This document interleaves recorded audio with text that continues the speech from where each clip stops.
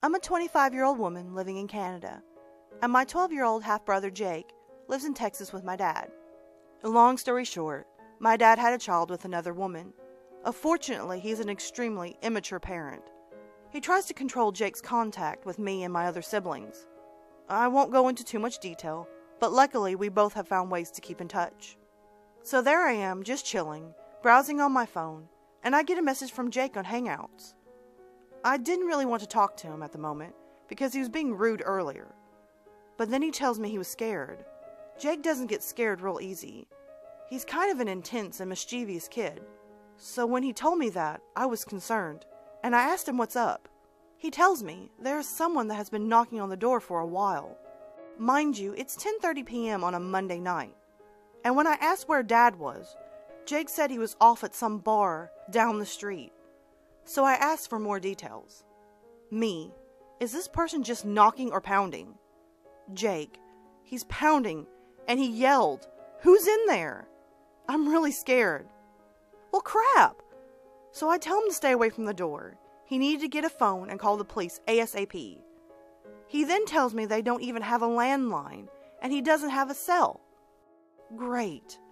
Well, I guess Dad has Hangouts too, because Jake was able to reach out to him, and my dad apparently called the police from the bar, and said he'd be there shortly. I told Jake that I'd stay on with him on Hangouts until someone arrived. He said he was still scared because the dark figure was walking around the front door and pounding on it. He even said that someone drove by and the guy stopped, but continued after whomever drove by. This sent shivers down my spine, as this person knew what they were doing and probably had some sinister intentions. I continued to talk to him and to let me know if help arrived. My uncle, who lives down the street from them, did come, and the cops eventually did too.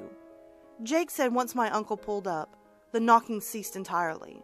My dad was still not present by the time they all arrived. Down the street my butt, Dad. I guess I should just be thankful my uncle lives in such a close proximity to them. I haven't heard much since. Hopefully I'll hear about something tomorrow. There wasn't much I could do, besides read how scared my brother was. That made me all the more angry with my dad for leaving a 12-year-old alone at this hour, with some sick freak who clearly must have known someone was home. Update. I talked to Jake and asked him how last night unfolded. Pretty much all that happened was the cops said that they would patrol the block for about a week. Obviously, they didn't catch the scumbag, but they came a lot faster than they do where I live. I gave my brother the local police department's direct line in case he has to call on an iPad. So, whoever the crap you are, Night Knocker, you better pray we don't meet.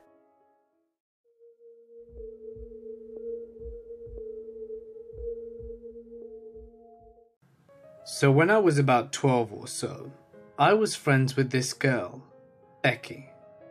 So Becky's mother was really sweet, and she understood that at the time, my home life wasn't ideal. So she would take me on trips out of town to go shopping. Now, being from a really small town, our idea of a shopping trip was going to Walmart. It was me, Becky, and Becky's mum, and another one of our friends. I remember I was looking at ties, because I fancied myself some sort of emo kid at the time, when this very old man beckoned for my attention. He looked to be in his 60s or 70s, liver spots, hunch, pure white hair, the works. He pulls out a wallet and kind of croaks out, "Excuse me, miss, but could you help me find the price of this wallet?" So of course, I'm thinking I'll help this guy, because why not? So I teeter over and grab the wallet, and as I'm looking for the price, he leans over and whispers in my ear, "You're a sexy girl. You know that." I turn around, assuming I must be hearing things, and ask if he can repeat itself. He says it again, and proceeds to grab my arm. I look and see that Becky and the others are nowhere to be seen, so I bolt in a completely random direction. I eventually managed to find the front of the store, so I waited for Becky's mother to find me. When she asked where I went, I explained the situation to her, so we left pretty hastily. I don't think I've ever feared for my safety in such a way before, so mysterious Walmart pedo, let's not meet again.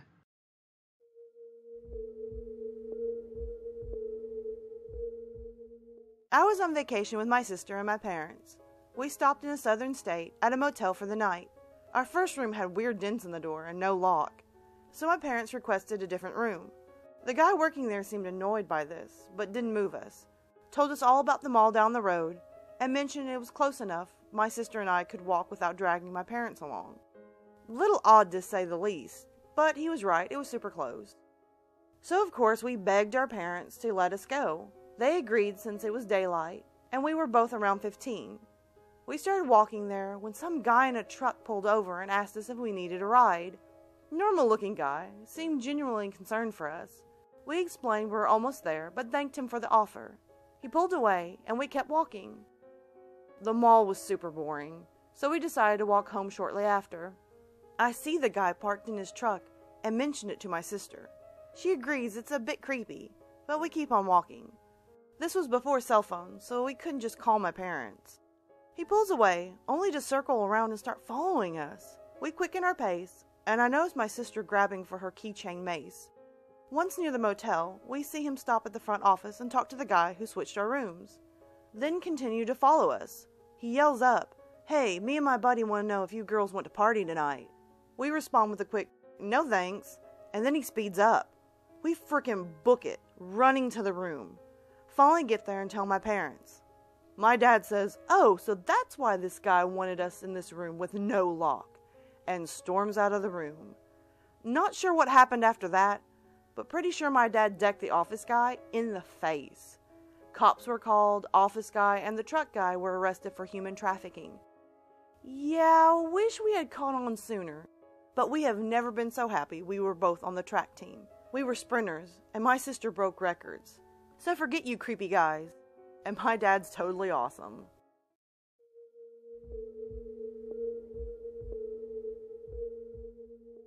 This happened to my sister when she was 13 years old.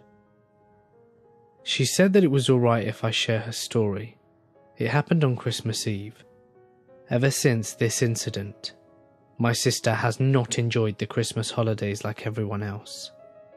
I should also mention that my parents are divorced, and during this experience, my sister and I were at my mum's house, and at the time she was single, so it was just us three in the house.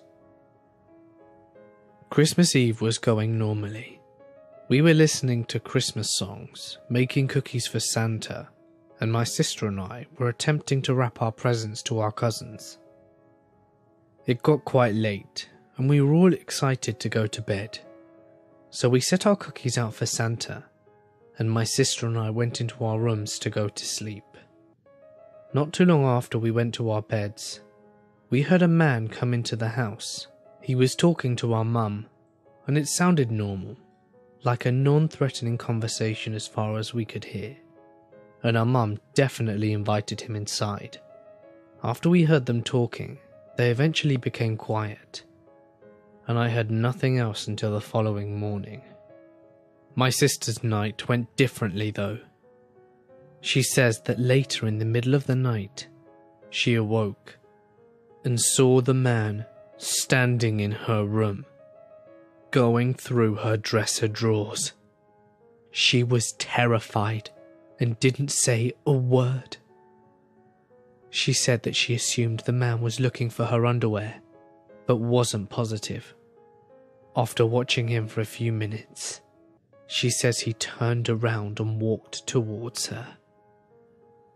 At this time she closed her eyes and pretended to be asleep out of fear. My sister says that she just lay there. She could hear the man stop next to her bed, and for the longest time she could hear him breathing, and that she could just feel him looking down at her, thinking that at any second he might touch her. Thankfully he never did. She says that he must have stood above her for at least 10 minutes before he finally left the room. The next morning I heard her crying and my mum comforting her. We found out that he was a man my mum was seeing, and he must have left her bedroom in the middle of the night when she fell asleep. Needless to say, my mum called the police, but nothing ever happened to him. It still scared my sister to death, and on every Christmas Eve now, she sleeps in my mum's room.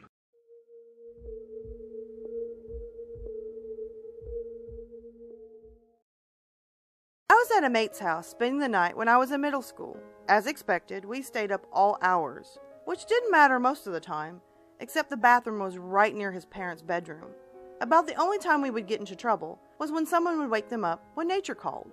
So, to avoid this, we would go out the basement door and just pee in the woods. The door stayed unlocked most of the time because we managed to lock ourselves out on more than one occasion. This was also compounded by the fact that we all wander out and find something to do in the woods on a regular basis. This night his older brother was home and kept barging in the basement door and raining chaos from above. So we decided to lock the door just to deter him. Not that it really would have kept him out, but at least he would have to use his key, and that took the barging in fun right out. About midnight we heard the handle jiggling and didn't think much of it, figuring it was his older brother.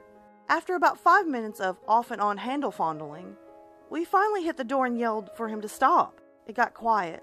No response. No more clattering of the handle. Great, we can move on, right? Well, about 10 minutes later, it started again, and the process repeated. This went on for about 2 hours, until finally, after yelling at him to stop, we just said forget it and ignored it. He continued for at least 30 minutes after our last attempt for him to stop, and then it just gave up. Well, fast forward to about 9 a.m., and we were just stirring, and one of my mates had to go to the bathroom.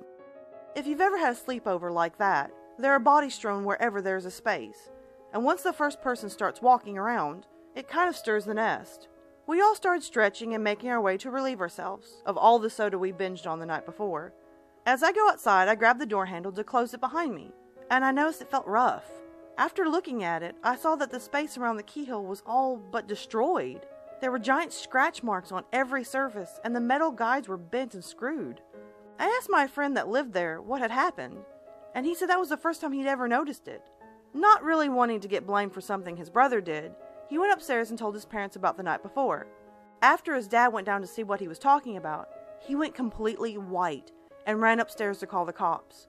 Evidently, someone had been trying to force the lock open while we were all inside. That's actually happened to me more than once on different occasions. What completely freaks me out about this time was that this person knew we were in there, and that we knew someone was trying to get in. Even so, he repeatedly tried to force his way inside. God only knows what sort of person that was.